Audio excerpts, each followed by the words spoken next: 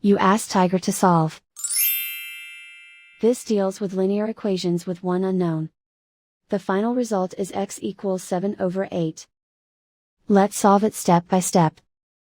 Simplify the expression. Group like terms. Simplify the arithmetic. Group all constants on the right side of the equation. Subtract 7 from both sides. Simplify the arithmetic.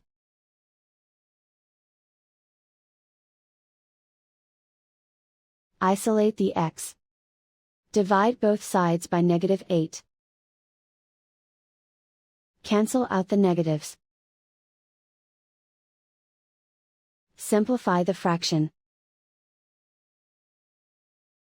Cancel out the negatives. And so the final result is x equals 7/8.